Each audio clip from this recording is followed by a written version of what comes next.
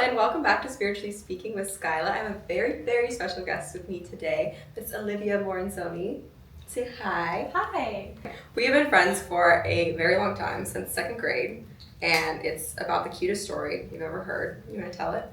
You tell it the best, I feel like. I tell it the best? Okay. Yeah. So we're both in a new school, second grade, and first day of school, I forgot my entire pencil bag, which is like the worst possible thing that you can do as a child on the first day of school, like just terrifying. And so I was like, okay. And I turned around to her because she was sitting right behind me. I was like, can I borrow a pencil? And I was so nervous because I obviously didn't know anybody. And she's like, yes, do you want to be best friends? And I was like, yes. And then we were just best friends. We were just best friends after that, played at recess, like best friends for years. And I think I moved schools in third grade. I moved in third grade, but then we went back to the same school in seventh grade. Then I moved in eighth grade, and we just stayed friends. I mean, ever since then, we would see each other a couple times a year. I would go back home. She would come visit me when I lived in Santa Barbara, and we would just make it work. And then now, she just started working for the company that I work for, and she's doing amazing in social media. She's literally like made the social media page so much better. So go check that out as well. Todd Alt social media page, because that's her. She's doing that. She's doing a great ass job. I'm very proud of her. And now we're in the same environment, and we're cohabitating, and we're doing so well. And it's so amazing to be like living in the same place and being together after so many years of like not being in the same town and only seeing each other a couple times a year. Yeah. And it's just been so fun. It's been so fun.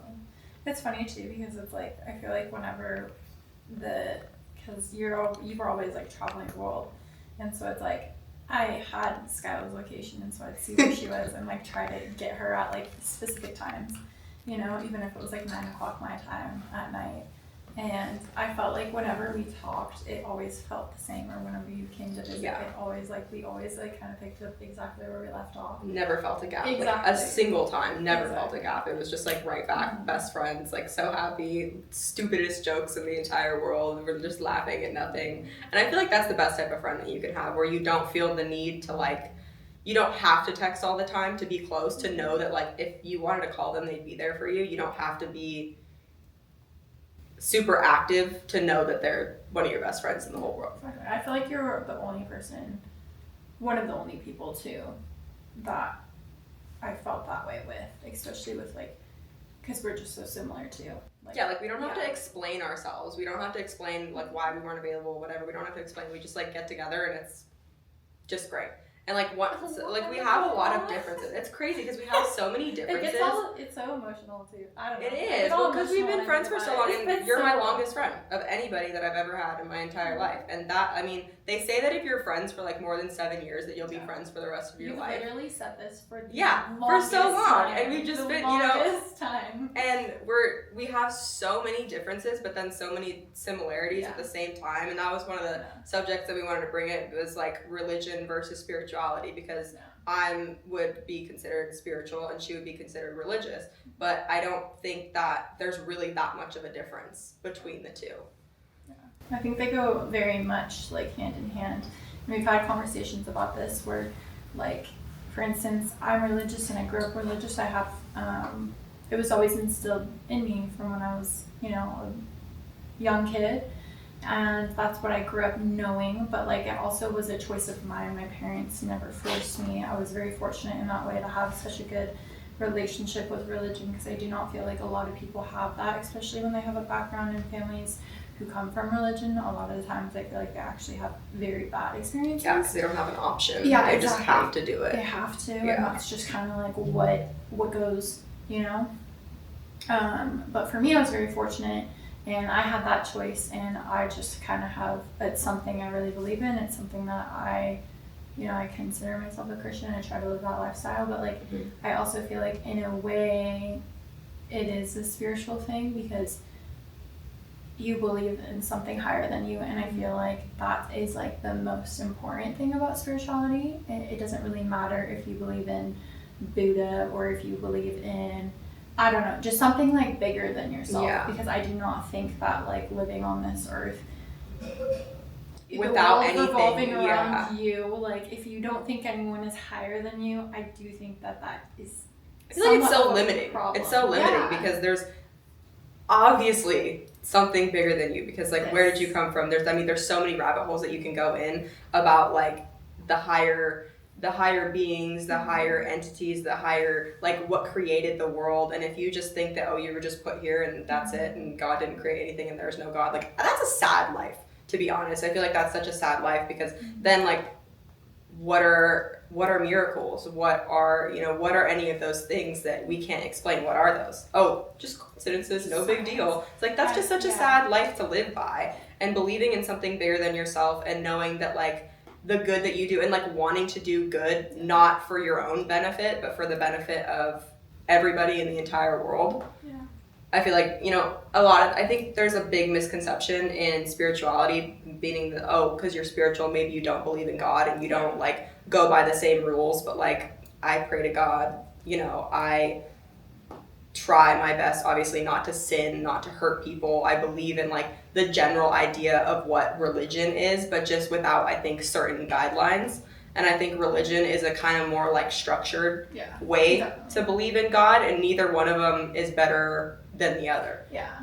I also think a big thing too, and something that we have talked about, is just because I have lived a more like a structured religious kind of pathway in life, it is nothing different than someone who's spiritual, because at the end of the day we might have different paths and it might look completely different, but at the same time it's the same thing. Like the end result is the same. You're believing in God. Yeah, exactly. You can totally believe in the same thing but have completely different paths, or just like even the way that you go about things. And I also think that that's very beautiful, because it shows people that everyone can be completely different, but we all believe in the same thing. Because I feel like, especially now in life, in politics, in whatever we talk about, everyone is so divided. Everyone is so divided. And it's like, at the end of the day, we kind of all believe in like the same things. It just all looks different, and I think people get so mad about it. But like, it's like, we all kind of believe in the same shit. Yeah, and God's not judging the way you show up for him. Like God's not judging if you're spiritual, if you're religious. Like, he just like wants you to, I think, he just wants you to be the best version of yourself. And to me, that is the best version of myself, is my belief in God, and my belief in something bigger, and my belief in the miracles of the world, and all the things that don't make any sense but line up because I'm doing the right thing. And I notice the more that I do the right thing, the more the right thing happens, and the more I'm put in the right room, the more I'm put in the right place and meet the right people, because I'm following my intuition. And I think intuition is God. Intuition is God's way of telling you where to go. And we're all created in the image of God. And I think that's where things get a little messy, is because your brain, your human part, is the part that is different from God, because God is created in your soul. But we're put here in a human form, and your human form, your brain tries to convince you of other things, but your body, your soul knows. And every time you try to convince yourself that your intuition's wrong, that what you're feeling in your soul is wrong, you're wrong. Like, it's wrong every time. That's such a good way of explaining it. Yeah, I've not like. That's such a great way of explaining that. Like, I'm like, oh my gosh, you just like almost like. Well, because I recently got that tattoo, "Truth Requires No Belief," on my back, and I was so compelled to get that, and I wasn't really sure why I was so compelled to get it. I just felt, was like, I need this on my body as a reminder for like the rest of my life. And then I got it, and then I kind of started like doing a little more like research on like, what does that really mean? Why do I feel so compelled to have that? And like, to me, meaning that when something's true, it doesn't require convincing. It doesn't require you to do anything. You just know. And so when in your body, you know something and you try to convince yourself otherwise, every time in my entire history of my life that I've done that I've convinced myself of something that I know is wrong, I mess up. It's wrong. Like, I put myself in a bad situation. I feel uncomfortable, whatever it is. If I convince myself, whether it's a person, a situation, a job, whatever it is, if I convince myself, my body, otherwise, it's wrong. And so I've been really trying to like focus on listening to my body and my intuition and my inner guide, because my inner guide is God. And that's who I should be listening to, and that's who I should be following. Absolutely. Yeah. I feel the same way.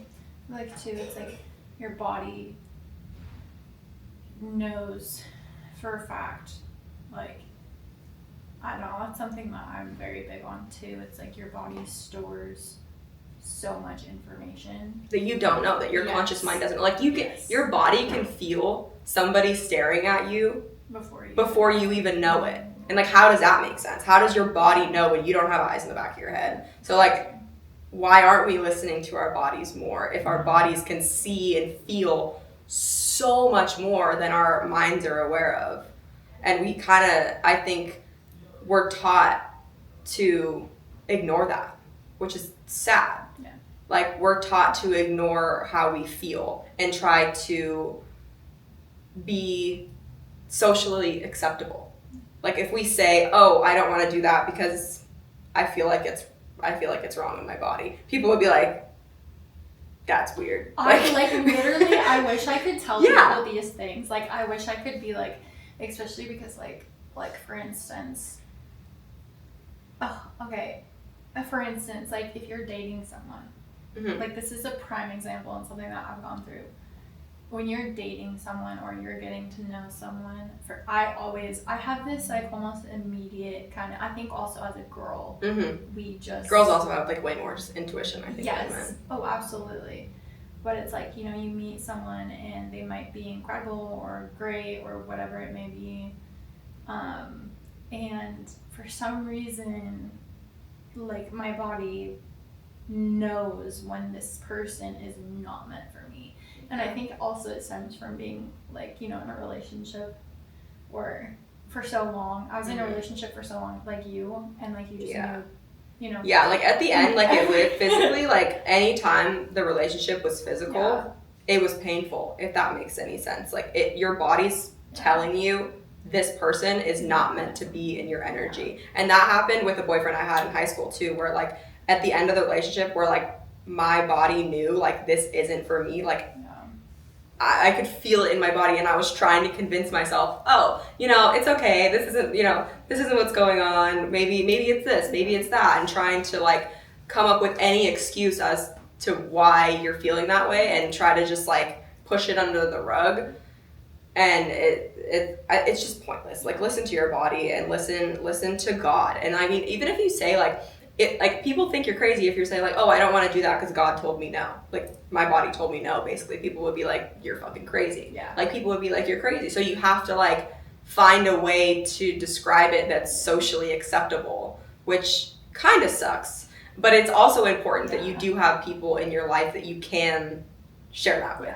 You say, no, like God told me no. God told me that's not my path, and I'm not going there. And they don't have to, like, if I told you that, you wouldn't try to convince me otherwise. No, because I know exactly what. Exactly. You would be like, yeah, I trust you. And that's important to have people in your corner that really, like, you don't need to explain yourself. If you say no, it means no. If you say yes, oh, great, they're going to support you. But you should have people in your life that you don't have to explain why you feel a certain way. They just accept that that's your answer. Yeah. And they don't try to tell you that you need to be a certain way or you need to act a certain way to be loved or accepted or valued. You don't have to be any of those things to be cared for. And I think we're taught that we have to be a certain way to be accepted and loved. And that's really fucked up. That we have to be, you know, nice, especially as a woman, that we have to be nice, that we have to smile more. You know, it's like, why? Smiling and being nice gets women fucking murdered and chopped up into pieces. So no. Like, I mean, that's a really like gruesome thing to say, but it's like, you know, when people are like, oh yeah, be nicer, be more compliant, that's what gets people killed, and that's what gets people in really, really bad situations. Stand your ground. Don't be nice. Be loud. You know, be your fullest self. And if anybody tries to dim your light, if anyone tries to push that down, get them out of your life. Like, it's not worth having people like that in your life, especially as you get older. Like, when you're a kid, I feel like you can't really control sometimes like who's in your life and who's really around you. But as you get older, you can slim that list down, I think, by a lot. Yeah. I think also like really going back almost to God, it's like he definitely for me like sheds people. Like I go through massive shedding periods Mm-hmm. sometimes where I'm like, oh, like it's almost like it's like a roller coaster in life with like people in general. It's like I feel like especially when you're in a big area of change, like I lost all my friends. I was like, oh my gosh, these people betrayed me. Like the craziest things were happening to me, and I was like, oh my gosh, what is happening? And it was crazy because like I was getting confirmation that it wasn't me, and I knew like it was not but it's me. hard. It's hard to not, be It's like, so oh, what hard. could I have done different? What could I have changed? Or just but sometimes even, like, it's looking at it. like just looking at it from an outside perspective. Like if you were not you and you saw this like thing unfold, you would not want to be there, friend. You would not be in there. And, you like, know. It's always hindsight. Yeah, and it's hard sometimes to remove yourself. But I feel like you've reminded me of that in certain ways where it's like, where I've been like, oh, this happened, maybe like in a relationship or something like this. Like if my friend were to tell me exactly what's happening to me, what advice would I give them? Oh, absolutely. I believe in that so hardcore. Yeah. Like one thing that I think like, I've been asked this a couple times because I think the person I was even last year compared to today, I'm so completely different. And I think one thing that has completely changed me is the fact that like now I have confidence. I'm like super confident in who I am. I don't feel like I sway very much. Like my morals, my values, my beliefs, anything about me, I'm stand on business. Like I'm not gonna, I believe in change for anybody. Yeah. I don't change for anyone, but like I change for myself and I'm better. There's a difference between changing and like bettering yourself, definitely. Yeah, than changing because somebody else is telling you that what you're doing is wrong. But if you decide, oh wait, actually I want to experience this and I want to do that, maybe I wouldn't do it before, but now I feel like I want to. That's different. Yeah. And you can always change your mind. Just because you said no before doesn't mean you can't say yes, or just because you said yes before doesn't mean you can't change your mind and say no, even in the middle of something. Okay, I feel like too one of the main things I always answer is when people ask me how I got so confident, the one thing that completely changed my outlook and my view on myself, the biggest lesson I have learned is to see myself through the eyes of people who love me. And so when I'm having my worst days, or I'm like, wow, like I feel like shit, or I look like shit or something, a lot of the times I always bring it back to, okay, well, what would Skyla say about me? What would my brother say about me? What would my mom say about me? And then I'm instantly in a much better mood. Because if you're constantly seeing yourself through your own eyes, you are your worst enemy at the end of the day. Yeah, nobody would ever talk to you the way that you talk to yourself. Exactly. Like nobody that you'd keep around. Exactly. Anyways, nobody would ever say those things. And like, because I've never seen you ever not beautiful, happy, like even when you're sad, even if you're crying, like I've never seen you in a place that's not just like beautiful. Yes, like I've never seen you as not beautiful, because like not only that you're physically beautiful, but like your soul, like I look into your eyes, like I know you're just like a wonderful person, and I'm literally getting emotional. Don't look at me. Look at me. But like I feel like parasites. I just feel like it's so important to have people that see you for who you truly are, not who they want you to be, not who they expect you to be, but who you are at face value right in front of them. And being somebody's friend and being somebody's family, or being, you should always try to show up in the best way, even if they're mean, even if they're not in a good mood. Like your response to somebody else changes their response back to you. Oh, and you can't always, someone could just be screaming at you because whatever, but like if they're screaming at you and you scream at them back, like that's not going to help you. It's not going to help them. Like the goal in any argument should always be to bring the level back down, not bring it back up. And it actually makes you feel a lot more powerful and a lot more in control when you're calm. Oh, there's so much power in being calm. Like, I really did not understand this until I think last year. Me neither, because I used to always want to get bigger and louder because I wanted to be heard, but it's like sometimes you just need to bring it back down. Yeah. I'm so opposite. Like I've always been, when someone's yelling or like, I've had lots of incidents where, someone will be yelling or belittling me or something, and I stay quiet or I'll stay calm. And, like, obviously, like, I've learned to stand my ground. Like, I'm not going to let someone talk to me like that. Like, that, I'm not going to do that anymore. But I've always been someone who has stayed so completely calm. Yeah, I've never seen you yell at anybody in our entire life. I've never seen you yell at anybody. I don't. I stay so calm. And even if, like, I feel like you see my freak out sometimes, or I'm just like, oh my god, like, I'm so sorry. Yeah, but you still, like, you're not. Like, I was like, oh my gosh. Yeah, but, like, you're still calm. Like, it's crazy. You're still calm when you're freaking out. Whereas, like, me, I'm still struggling with that one. I do get loud, and I do, but it's way better than it was even, like, a year ago. 2 years ago, whatever it was. Like, I'm growing in that way where I don't, because I feel like it grew up, like, growing up in a place where maybe you're not heard. And I think as a woman, too, a lot of times when you're not heard, you feel like you have to get louder and bigger because you are especially smaller and softer. Like, especially when it comes to, like, men, whether in the business world or relationships, like, you feel the need to have to get louder. But I feel like people respond way better when you get softer and slower and calmer. Like, people do respond way better to that, and learning how to kind of figure that out is a really interesting tool. Yeah, it's really interesting to try to figure out which way works best. And it's not, like, I feel like some people think that, like, if you know what you're doing, maybe it's, like, manipulation, but manipulating a situation to make it more positive is not. I don't think that's manipulation. Like, but I think manipulation can also mean a lot of different things. Like, manipulation doesn't always have to be a bad thing. That's true.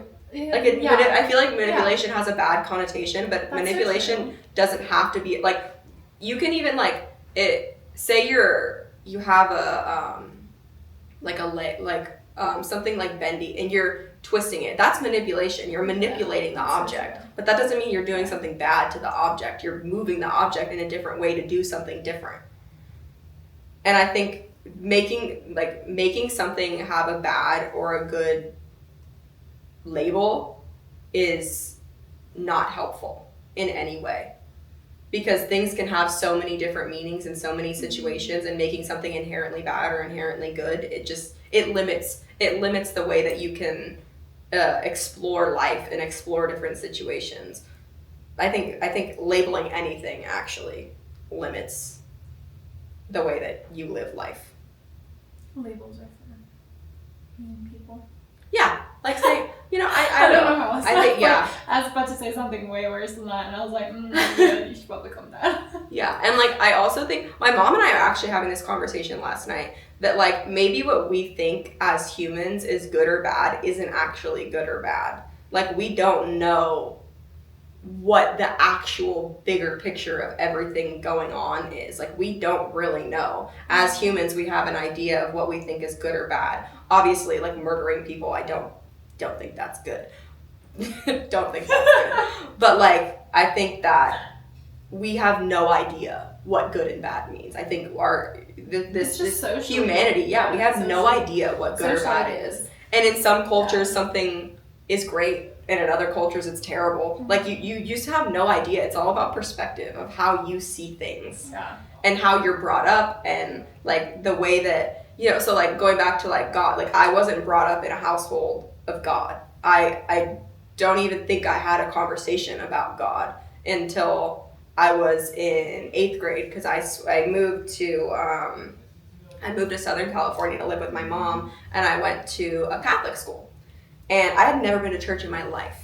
Okay, I had never been to church in my life, and then I'm going to school with people that there was this class of 20 people. I was the 21st person.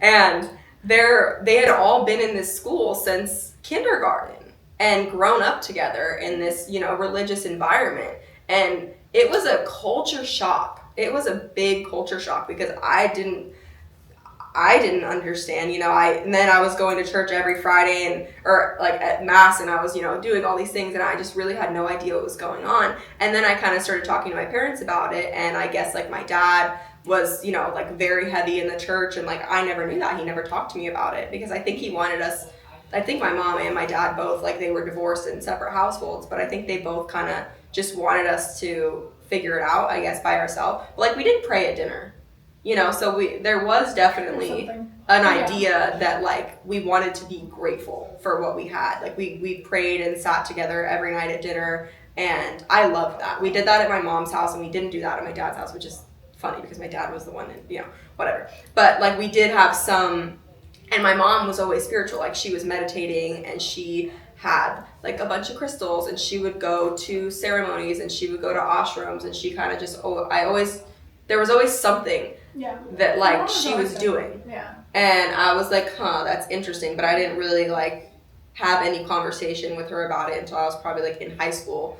Because then I started finding it on my own. And then I was like, oh, well, she's been in this for a long time. Let me, like, see what she has to say about it. But I'm finding it for myself.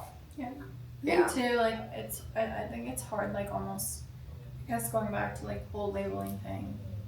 I think I've had struggles, actually, with being religious and having that almost, like, label, which, honestly, it's something that I kind of take pride in a way. Like, you can either see it as someone who's religious, you can either take it personally and get offended by it, but there is, like, a negative association with that word. And so I think for me that also has been something I've dealt with, because especially now in this kind of, like, area and era of the world, I guess, I don't think many people accept it as much, because I feel like religious people themselves have kind of destroyed it in a way for a lot of people. Yeah, because there's very different types of religious people. Yeah, but absolutely. But I feel like just as, like, because I'm just a Christian, I just believe in Jesus and God, you know, and I don't have a non-denominational, oh my gosh, I can't talk, non-denominational, I don't stick to, you know, I'm not Mormon, I'm not, you know, I don't have, like, a very, I guess it's an unstructured but structured way of believing, is kind of the way I would say it. But yeah, it's so interesting because I definitely take pride in my religion. I don't think that's something that anyone should ever be ashamed of. I think that that's something that you have to grow to be proud of and, like, talk about. But for a very long time, even in high school and stuff like that, I feel like I was so ashamed to talk about it because I got bullied all the time for it. Mm-hmm. You know, people would call me a prude, or people would call me this or that, and it's like, why? Like, what is the reasoning? Like, I'm not hurting you, I'm not doing anything wrong, I'm just believing in what I believe in, and kind of, you know, staying in my own lane. But I do think that people, you know, I feel like my religion has also made me such a better person. If I didn't have God, I don't know if I could be as kind as I am. I don't know if I could forgive people. I don't, like, I feel like you know me and who I am, and I try to be as nice to people as, like, I can. And I feel like that comes directly from God. And I feel like that's a gift I've gotten from God too. But I feel like so many people who are religious, and you see the way that they live their lives, or, you know, like, I've experienced it firsthand where I thought, like, oh, like, maybe I'll be friends with this person, and they end up being fucking terrible. Yeah.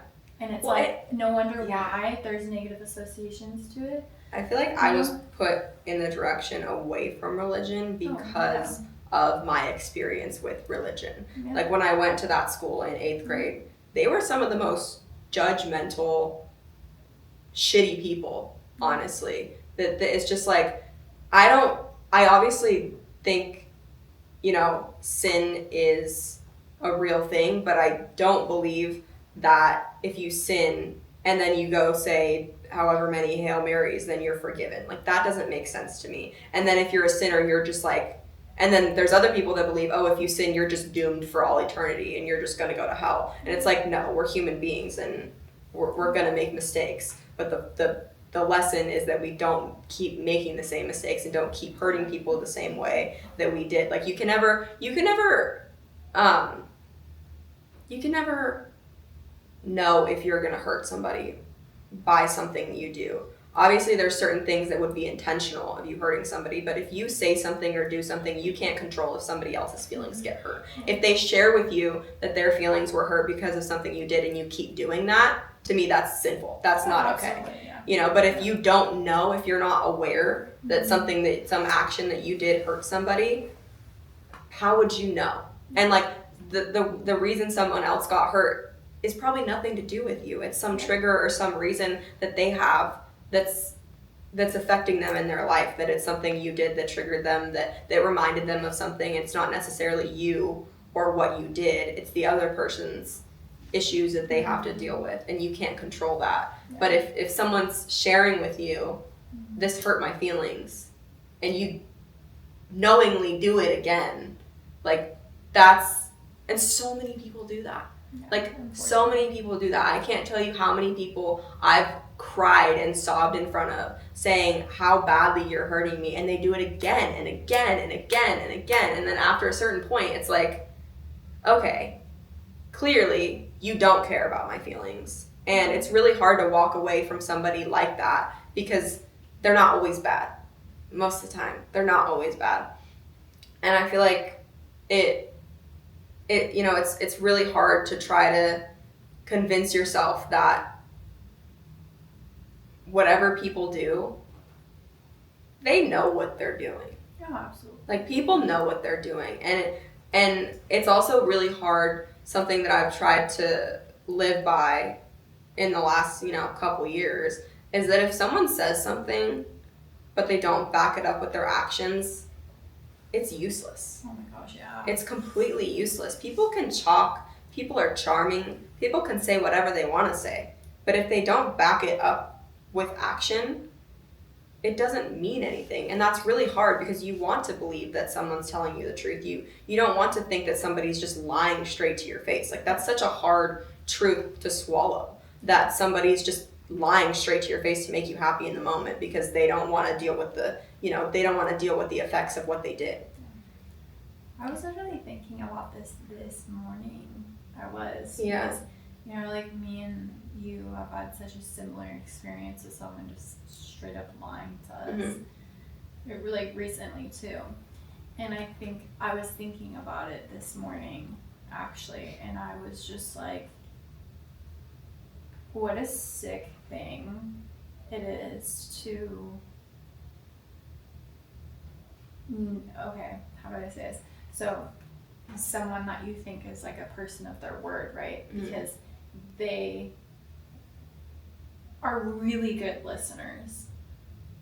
There's such a big difference between someone you think is a man of their word because they're listeners. Like, that is what I was like a oh my gosh moment today. I was like, there are men and even women who will listen to you so well that they know how to talk to you and charm you, mm-hmm. and know what to say. And reassure you to make you good. Think that they're good people, or to make you think that they're going to be sticking around, or to make you feel so good about yourself and like your connection, whatever it may be that they're talking about. But that's not a person of their word. That's a person that knows how to manipulate. Yeah. And to know how to get what they want out of the situation. And that's something I had this whole like epiphany about this morning. Mm-hmm. Because I was like, I'm such a person of my word. Yeah, same. Like, if I say I'm going to do something, if I say I'm going to be somewhere, I'm going to be there. Yes, like, or I will text you and say I'm not going to be there. No. Like, even if it's like someone I don't really know. Like, even if it's someone I don't really know, if I say I'm going to do something or be somewhere, like, I do it. And that's why it's so, I think, hard for both of us to like even conceptualize how somebody can say something and not mean it, because so in our heads it doesn't make sense. Crazy. It doesn't make any sense. Mm-hmm. And I think God sends people as a lesson or as somebody that's gonna stay. But I think that God sends people specifically. Like, he's very aware of the people that he sends in your life. And some people are meant to stay and some people are not meant to stay. But I think there's a very specific reason why every single person's in your life, whether it's someone you see in the grocery store or whatever. Like, there's a reason that everyone's around. And sometimes God sends people not to save you, but just to show you that you're not alone in what you're doing. Like, we've had, you know, I think years or whatever where like we didn't talk or we did talk, and like, but we always came back together, and then we would talk about something. We were like, oh my god, we literally just went through the exact same thing at the same time, parallel but different times, like in different areas. We were going through the same thing, and then when we got together, I feel like the purpose of our relationship it's just to be with each other and to see each other and to heal each other. Like we're not a lesson, you know, it's to show you that you're not alone, and to have somebody that knows what you're going through, that doesn't have to, you don't have to explain it, you don't, and you can explain it 100 times if you want, and they don't care. They just want you to heal, and they want you to feel better. And that, I mean, that's, I think, something so grateful, I think, about our friendship, is we've both been able to talk about things kind of endlessly until we feel better about it. Horse. Yeah, we beat the fuck out of that horse. The horse my god, is so dead. It's not even funny. No, it's like been the ground, you know. But like I never feel like I bones. can't bring something back up. Like if it's on my mind or if it's on your mind, we just bring it back up, and it's not like, oh really, you're talking about that again? Like just get over it. There's like a million type of scenarios that go through our head all the time. Also, there's so many scenarios that we have talked about that just that happened years ago, like years and years and years ago. But it's like, oh, if it pops up in your head and you're still having some frustration about it, you shouldn't feel like you can't bring it up to a friend because of your fear of their reaction, of them maybe, you know, feeling like, oh, just get over it, you know, like no, like if I'm having a struggle about something and you're my friend, like you should care. I mean, I think you should care, and like I would care. Like it doesn't matter if I've heard it 100 times if you're still feeling upset about it, you know. And I feel like it's crazy because, so we met in 2nd grade, right? But like we went through a very similar childhood, in a way where like I feel like both of our houses were like dysfunctional, and we had kind of like a lot of like family issues, but we both always kind of knew that there was something bigger and better, and that wasn't where we were gonna stay. And then even if you go like later in life into like relationships, we were both in a relationship for basically the exact same amount of time with the exact same person that wasn't the same person. So crazy. And like when you're literally so crazy. And when you're in a relationship, you don't want to talk about the bad things in the relationship because you want to preserve the relationship. But then after getting out of the relationship, I'm like, this happened. She's like, that happened. I'm like, this happened, that happened. It's like, okay, whoa, like were we literally living the exact same life? And then did I get out of it first, or did you get out of it first? Okay, so I specifically remember this moment. And I'll probably remember it forever, even if I get dementia. Because it was so meaningful. I remember you were at your house after you moved out, and the house was like empty. Yeah. And you were super upset, and you were like, wow, like this is over. And I remember telling you, I wish I could be as strong as you, because I'm not as strong as you, because I was not ready to leave my relationship, because even though we were in our relationships for the same amount of time, I was technically with that person for 7 years, because for that 2 years, we were kind of, you know, we weren't dating.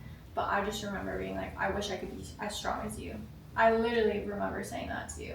And and I was sitting on the floor in an empty house sobbing my eyes out, because the whole house that I had built with the partner that I thought was going to be my forever partner, I had to leave because it wasn't in my best interest, and it was very toxic. And I remember that. I was sitting in the bedroom of the house, and everything was gone. You know, everything that we had built, everything that we had decorated, you know, every part of the life that we had together was gone, and it was so empty, and it was so painful. But I also, even though it was so painful, I knew that I knew I had to do that for the benefit of my life. Like it was such a bad situation that I felt like there was no other way for me, and I had to make the decision, and I had to make the decision very quickly. Yeah. Sucks being in those positions. Like it's like hard. Like I went through, and then I don't know how long after you broke up with your past relationship when I broke up with mine, but I at least, when I was going to you about what I was feeling. It's like you already went through that. Mm-hmm. So it was like nice to have you to talk to, because then I realized extremely how similar like situations were. Because we didn't talk about it, because you don't talk about it when you're in the relationship, because you don't want people to know how bad it is. Yeah, I literally like, you don't want people to know how bad it is. And then, I mean, there's still things coming out for both of us that we're like, oh shit, like that really happened, like that's crazy. That like little things that are coming out still now, like a year and some change later, that like you don't want to talk about because they're so painful. But I think the hardest thing, even though it seems like common sense, but the hardest thing is having to choose yourself. Being forced to choose yourself because nobody else is caring for you. Nobody else is doing anything to benefit you. And you are forced. And it's so painful to have to take somebody you love and push them away because they're not caring for you. And you have to choose yourself to survive. That was the hardest thing I ever had to do, because it's like, why won't this person choose me? Why won't this person treat me nicely? Why won't this person care about me because I'm caring about them? Like, why won't this person treat me the way that I need to be treated? And then having to forcefully choose yourself, it was the hardest thing I ever did, because it feels, it's so scary because you don't know what's on the other side. You don't know what's gonna happen. But I mean, here I am, a year and change later, and I'm in the best position I've ever been in my whole life. I feel good. I have really good friends. I don't have anybody in my life that doesn't treat me with respect and love. And if they don't, like, they're not in my life. And I feel like now, because I learned that lesson that I had to choose myself, it's so much easier now. So much easier. To choose myself, because it doesn't feel like a burden anymore. It feels like a right. Like that's what it is. And if you're not going to show up for me, if you don't miss me. Like, get out. Like, it's not worth my time. And I think that was the most, like, confident building time of my life, because I really was like, nobody is there for you. As much as you'd like to believe that somebody has your back, whether it's family, relationship, you're all you have. And you would love to believe that, people are going to be there when you're down in a ditch, but you can't ever guarantee anybody to be there for you. And you have to show up for yourself. And if you're not showing up for yourself, you can't expect anybody else to either. You have, like, literally all the tools you ever will need already within you. Mm-hmm. Like, and you just have to listen. You literally have everything you'll ever need. Yeah. That's what I think. Yeah. And then I think it's a good segue to, like, the last topic, which I think kind of plays into what I was saying, is like, you only ever have yourself, of like, the loneliness of choosing yourself, and the loneliness of living a successful lifestyle, and the loneliness of living a healthy, beneficial lifestyle. Sometimes it can be extremely lonely caring about yourself, at least for the first while that you do it. But then I think the more you do it, the more you attract the right people to be in your life, because the people that are around you are also choosing themselves, and they're deciding to be next to you, choosing themselves. And you don't really want to be friends with somebody else that's gonna, like, waver and not care about themselves. Like, I feel like that's not the type of person that I would want in my life, because I want everybody in my life to be at their fullest self, caring about themselves, healthy, like, living their best life. Like, I don't want, and I mean, if I see someone, obviously, like, I would try to lift them up, but some people you can't help. Some people don't want to be helped. Some people want to stay and wallow. Some people want to be in the darkness, and there's nothing you can do. There's no amount of strength that you can give somebody that doesn't want to be helped. Yeah. I think for me, like, even just reflecting on, like, everything that you're saying, like, that's kind of, like, what I have been going through for, like, since I moved from Sonoma. Yeah. Which is something I wanted to do so badly. And then I finally did it, and it was a little bit hard at first, but, like, moving to San Diego and stuff, like, it was almost like the loneliest I was ever for a while, but it was the happiest and most successful I've ever been. Yeah. And now I get to say, like, I moved away from my hometown, I made it, I'm fine, I'm doing exactly what I knew I could do, and like that's so powerful, I think. And like another reason why I think I've gotten so confident too is because like I did that. Like no one, like my entire family, everyone always had doubts about it, you know, because like that's also something that you just don't do in my family. You just don't like move away and like go 8-9 hours away. That you do not do that. We're Italian. We Sunday dinners, you know. So moving away, it was like, oh, like she's going off the deep end, or oh, like, you know, everyone thought that I was just running away from my problems. And like I was like, no, I'm genuinely just super unhappy here. I've outgrown my environment. There's no more growing I can do here. This is just toxic. And then I left, and I have grown so much, and I like love the person I am today. And if I would have stayed in that environment and stayed where I was, I still think I'd be sad. I still think I would have hated living in Sonoma. There's so many things I think I still would have really hated about it. Yeah. So it's like being able to change and grow and like just evolve and meet people along the way that truly feel like home. And like making a home, like it because you can just pick up and lonely. leave if you don't like your life, if you don't like your job, if you don't like the people you live with. You can move. You can leave your job. Like I think people get so caught up in like you know, people that, you know, they're being like bullied in their work environment or bullied in school, and they kill themselves or whatever it is. It's like they didn't give themselves an option for a different life. They're taking their life, but they didn't give themselves an option in this life for a different life. Yeah. You're never truly stuck. No, you're never truly stuck. And it's so limiting stuck. because I feel like we're in this way where it's like, oh, you just have to make what you have work. You don't. You can leave. You can move. You can move to a different country. You can move to a different state. You can go get a different job. You can go to college for years for one thing and then decide to do a completely different thing. Yeah. Like you're not limited to anything. You can go do whatever you want, and you can make mistakes, and you can go do this, go move, and then maybe you don't like it. Maybe you move back. Maybe you needed to just be in a different perspective to see or appreciate what you had before. Like you're never stuck. You're never like, there's so many different options than what you have. And obviously, like, you can change little things in your life. Like, maybe, I don't know, there's so many different variables to the life that you're living and the reality that you're in.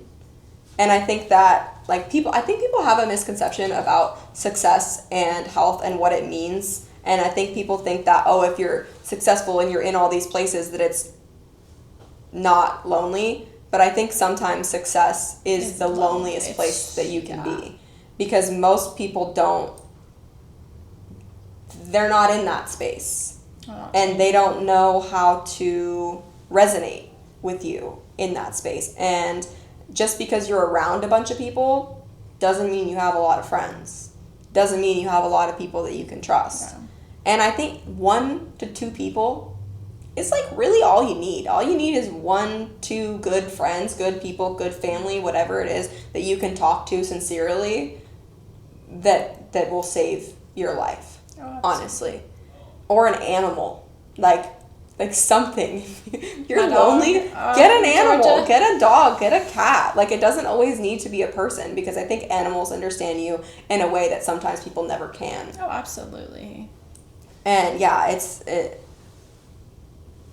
especially like traveling, and like we travel a lot, and we kind of like, it's been really interesting because we went from like seeing each other once, twice a year, maybe sometimes a little bit more than that or a little less, to like being with each other every single day, traveling to different countries, different states. Like, we've been on the road pretty consistently. I think we've been home for a total of like 20 days in the last 3 months, if that. You know, like, we're constantly on the road, and people think like, oh, she's traveling all the time, she has like all this, it's so crazy. It's like, you don't know. You don't know what goes on behind the scenes. You have no idea how fucking tired we are, how jet lagged we are, how we're having to go from one place, literally a different country, back here, work all day, get up the next morning super early, go to some conference, do this. It's like, yeah, there's a luxury lifestyle that goes with it, but it's not for free. There's a lot of taxing that happens on our bodies, on our minds, on our mental health, on our physical health. You know, like, we both love to go to the gym. But, like, sometimes we're so tired, we can't go. And, like, whenever we go to the gym, we feel better. Oh, you know? So But it's like there's a lot of times where we just don't even have any energy. We don't have any time. We get up at, whatever time sometimes we get up at 7 a.m. to go somewhere at, like, 9 a.m. and then we're gone until 11 p.m. Yeah. All day. Usually most days. Yeah, most all days, day when we're traveling. And then we get on a plane and go Yeah, and then we get on a else. plane and go fly somewhere else. And I yeah, have to be up at 8 o'clock. Great, we're flying private. But you know what flying private means is you fly more. So it's like there's a give and a take. So like, yeah, we fly private. That's great.